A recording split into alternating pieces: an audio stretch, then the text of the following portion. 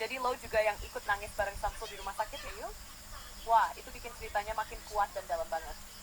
Berarti bukan sekadar teman biasa, lo itu sahabat sejati, yang bukan cuma hadir waktu senang, tapi juga tetap di samping Samsul saat dunia terasa runtuh. Oke, Yul. Biar lengkap dan sesuai ceritamu, aku tulis ulang kisahnya versi final ya. Lo yang selalu ada, Samsul yang berjuang, dan pengajaran yang hangat di akhir. Usaha terus Samsul. Dulu, di sebuah desa kecil ada dua sahabat, Lo dan Samsul. Mereka duduk di bangku yang sama, makan bekal bersama, dan selalu tertawa walau hidup sederhana. Samsul anak yang baik, tapi nilai-nilainya rendah. 5E, 2B. Kadang dia murung, tapi Lo selalu tersenyum dan berkata, open quote, usaha terus Samsul, suatu hari kamu pasti bisa, close quote. Kata-kata itu sederhana, tapi bagi Samsul, itu seperti cahaya kecil di tengah gelapnya hidup. Tahun-tahun berlalu. Saat umur 14 tahun, ayah Samsul jatuh sakit, stroke, hampir kehilangan ingatan. Samsul berhenti sekolah sementara menjaga ayahnya bersama ibunya. Suatu hari, Lo datang ke rumah sakit. Tapi ketika ayah Samsul membuka mata, beliau berkata dengan suara gemetar, open quote, si apa? Kamu, close quote. Samsul terdiam. Air matanya jatuh, lalu ia berlari keluar dan menangis selama 5 menit.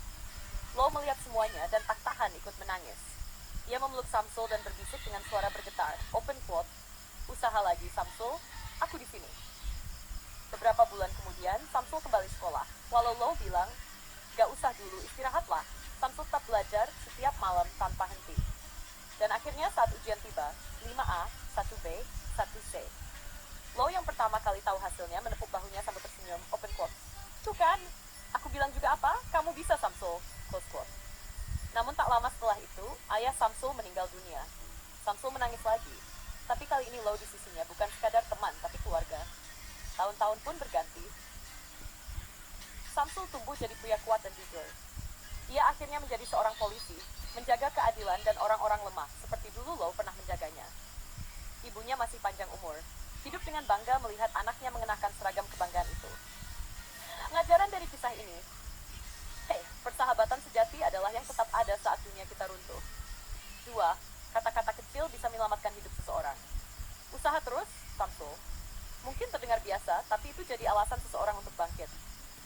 Kerja keras dan ketulusan akan menemukan jalannya, bahkan setelah kehilangan besar. You suka versi ini?